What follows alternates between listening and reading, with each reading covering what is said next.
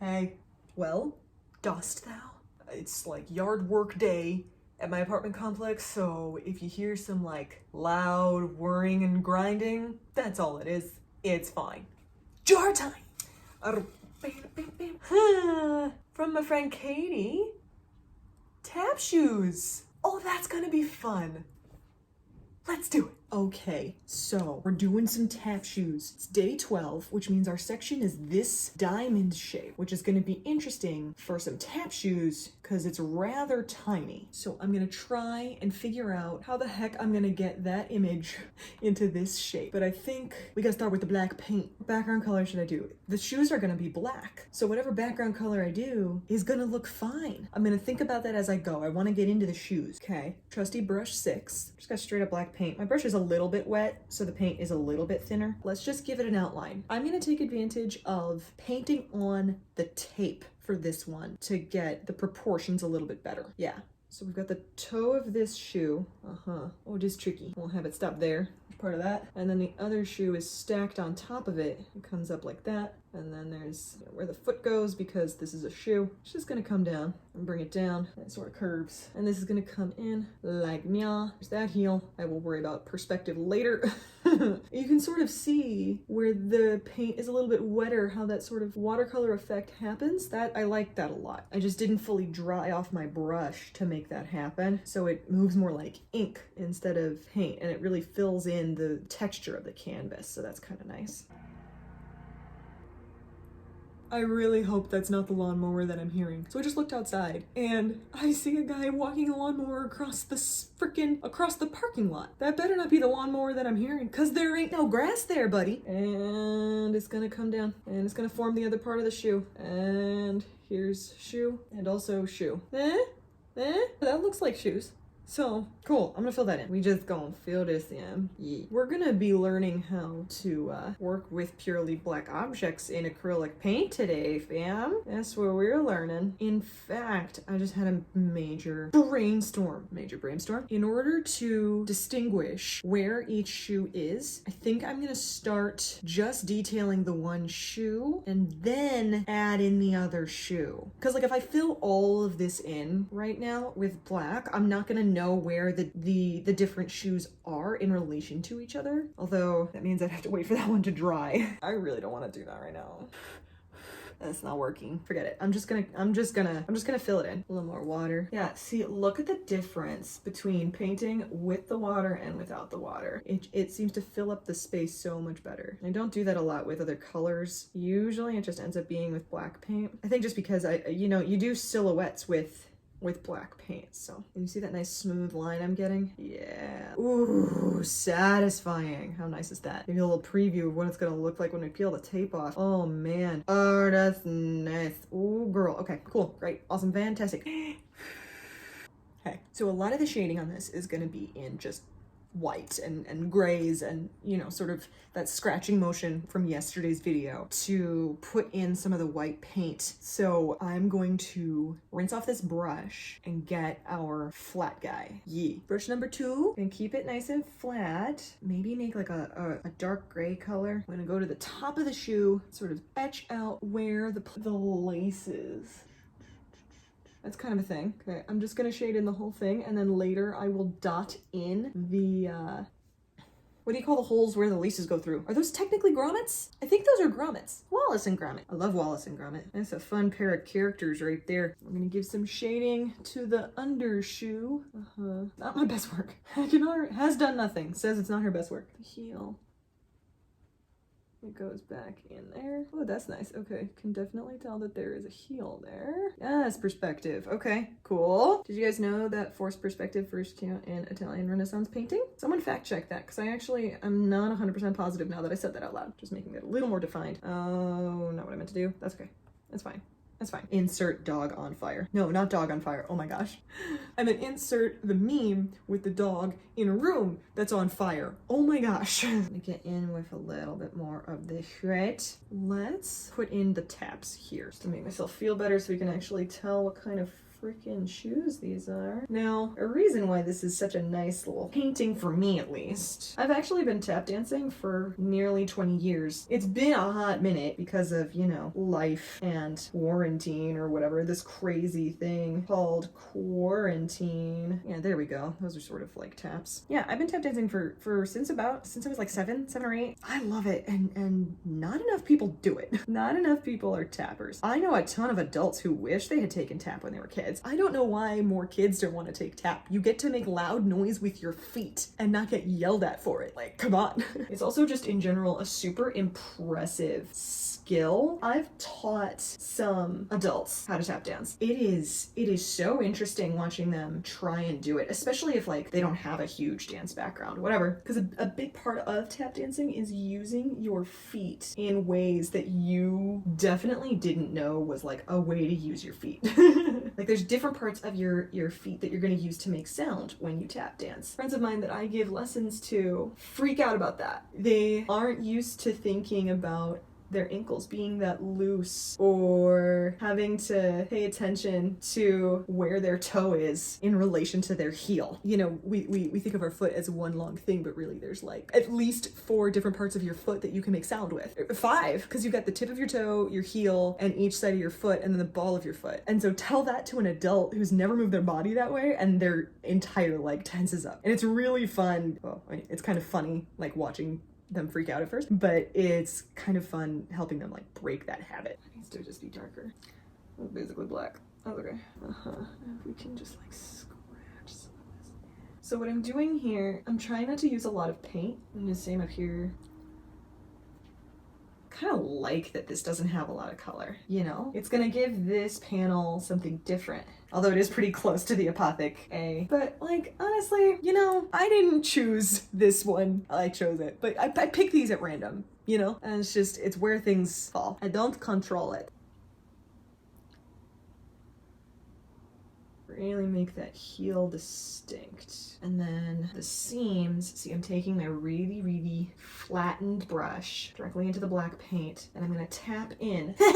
I'm gonna tap it in like a seam there, and I want that to be like true black paint right in there. And then we can do a little bit more shading with a little bit of white added to it up here and start shaping out where the foothold is. Cool, that's a little much, that's okay. And we'll go up here, even darker with that gray. Scratch it in like this. So you see how using the side of the flat brush is sort of like blending it down? That's what I want. It gives it that nice fade from one color into the other. So we're gonna go both directions, make it a little less streaky. Yeah, look at that. Oh, that's nice. I'm sort of like lightly brushing the one color over the other. So there's enough for it to shine through. It doesn't look like I completely covered up the black, but I also get the gradient. The gradient. Get it? Because it's gray. It's a gradient. Okay. And since the light is coming from, well, where my light is, it does hit here. Give it that shape. Good. Like here. It comes down the front. That was more than expected. That's okay. Make a little bit of a darker gray. I'm literally only using black and white paint. Scratch, scratch, scratch. Now up by where the laces are, the texture is ever so slightly different. And I mean slightly, but it is a little bit different, so the light is reflecting a little bit differently. Oh, I like that. That's cool. That looks like a layered highlight, right? So we've got the black going into this sort of mid gray, and then a little bit of a lighter gray and a thinner line. It gives it a little bit more dimension. That's kind of nice. I'm gonna tap in the reflection of where the laces will go. I was talking to my mom about this the other day, how, you know, these artists, they start and they have this idea in mind of what it's gonna look like, and it looks like they're not looking at a reference picture. I'm referring to TikTok artists, of course, because it looks like they're not even looking at a reference picture, and then it sort of comes together in front of them. I can't do that, and I think that's why I hop around with what details I'm gonna put in, because I need that visualization. I need to see a little bit more of the end product as I go to feel like I'm actually making something familiar. So that's why I keep hopping from shoe to shoe and filling in different details. I'm gonna put in the laces here. It needs to be all the way black. 1 lace, 2 lace, 3 lace, 4 lace, shoelace. We'll put in the bow. I'm still just using brush 2, and I am taking advantage of the fact that when I drag it, I can make something shoelace shaped. Give it a little shoelace, like so. And the other one would be here if we could use the tape. And then we can see that the aglet is peeking through. Did you guys know that the thing at the end of a shoelace is called an aglet? Because it is called an aglet. There's an aglet. Things are happening. I'm seeing things. They kind of remind me of tap shoes, so I can't even be mad. I'm gonna put in another seam. It seems to come from about here. It comes around and up through here. And it sort of carves out where the area with the shoelaces actually is. Okay, this is pissing me off. Anyway, yeah, okay, I'm starting to see it. Cool.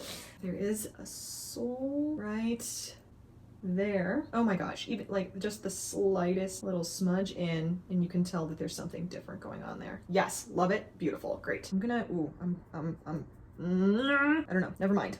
Forget all the noises that just happened. It's not that easy to forget your noises, Andrea. I know, I'm ridiculous, and it's fine. I also talk to myself, it's fine. I'm gonna do this thing again. I brush on the lighter color. These are some patent leather shoes, apparently. Miller and Ben's are not patent leather. By the way, these are Miller and Ben tap shoes that I'm modeling these after. That will only mean something to some of you. The shoes that they make are like, oh, they're just amazing. Like, they are just amazing. It's not like other shoes are bad. They are spectacular. They are so heavy. They make my other shoes feel like socks. I love it because I feel like I can just let the shoe do the work. Like, obviously I need to know what I'm doing. I need to know how to move my feet to let the shoes do the work. But having a good pair of shoes really does make a difference. The quality and the sound of your shoes will change immensely if you have a better pair of shoes.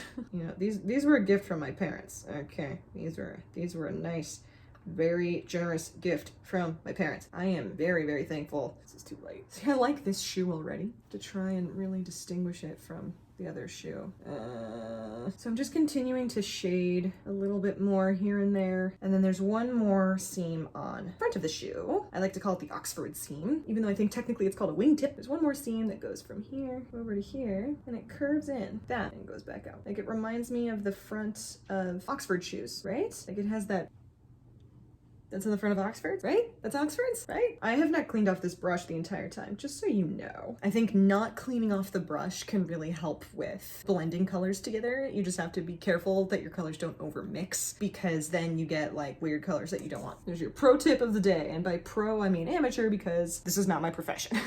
Let's get into some more detail here, because this looks really nice. And this looks like it is in the middle of being manufactured, which I guess it sort of is, because it's in the middle of being painted. Let's do it. Okay, I'm gonna try and overshade this part. Like, this shoe is very, very, very, very shadowed. I think partially just because of this shoe, but I don't want that to be its life. I'm gonna try and shade this top part. Oh, that's not what I wanted. Nope. Nope, need to be darker. That's better. Let's make that seam. So I'm going straight into the black again. It's got its lace seam. It comes down like that. There's this one here. Oh, that's much better. It's pretty thick, but I don't even care. Thick with like ussy. Shoelace, shoelace, shoelace, shoelace, shoelace loop. That. And the other one sort of goes here, like so. And I'm tapping, but I'm also giving my brush, like a slight pull up, because this is not the thickness of my brush. Give that little pull. I am now going in for a little bit more of a gray. I'm trying to scratch this in here. I just wiped off a little bit of paint. I'm trying to scratch it that way.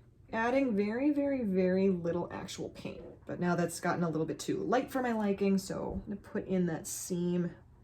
And again, I'm scratching this in, just trying to make this more blended. It looks too stark of a difference. Like, gradually adding in a little bit of white. There we go. That's a lot smoother of a transition. Now, if I can get back into the straight black paint and get this more defined, because we've got a seam coming up this way. The sole of the shoe starts about there. Let's do some of this that we did up here. Oh, I want that smoother transition. No, why would I do that to myself?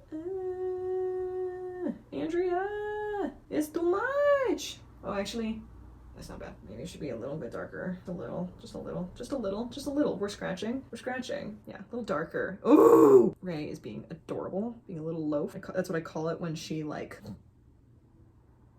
you know. Let's put in the Oxford seam. Let's see what that does, because this one's looking like a sneaker and this one looks like a tap shoe. It comes up. It comes back around. You know what? I'm just gonna make it in white. I'm finally gonna wash off my brush. I'm just gonna make that seam in white so I know exactly where it is. This one comes up here. And then the Oxford one, this is a pair of shoes clearly meant for people with 2 different size feet. Unless, wait. I think that's actually better. I'm gonna be covering this up with some color anyway. It's fine. Tell me how it looks, other cam. Cool. Thanks for your input. I'm shading up there. And I'm gonna shade underneath that seam so it's actually like there, like that, like that. Okay, you know what? That's not terrible. It's really not. It's really not terrible. If it is terrible, don't tell me. Can you imagine living your life like that? It sounds terrible. If it's bad, don't tell me. I want everything to be perfect. Nothing is ever wrong. You can't learn from that. So I'm just trying to fill in this gap and make it just like a little bit more sense. Sort of scratching it into that highlight that I started. It's looking a little too two-dimensional though, so I'm going to darken this middle section. Not a lot of paint, right in here with just some straight black. I'm scratching it in, blending in with that dark gray. Let's add in the actual, what did we agree upon? Grommets? Let's add the grommets, which means new brush. And of course we bring in brush 0. Woo, let's hear from folks. Woo. Okay, so for the grommets, I'm going to take just some straight black paint and sort of dot where I want the holes to be. So I've got one there, there, there, there. I've got one there, there, there, there. And I'm gonna try to just get one little bristle hair into the white. Boom. Right, see how little paint is on there?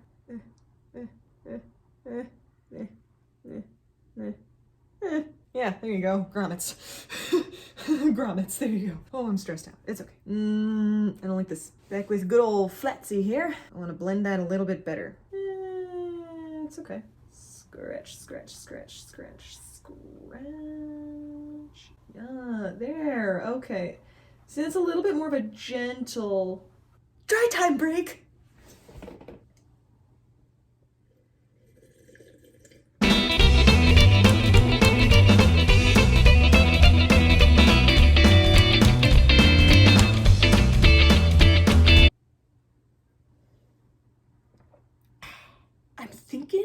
Lavender. A light lavender could be really pretty. Look at that color.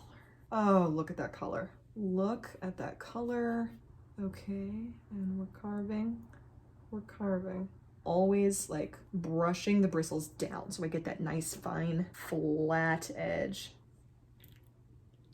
I think that looks pretty nice. Tap shoes. Those are my tap shoes. Let's bring you in for a super close-up. I think they came out pretty nice. Like, you can tell that those are tap shoes. I know that the edges look a little messy, but I think that's just because of the tape, you know? Thanks, Katie! All right, y'all.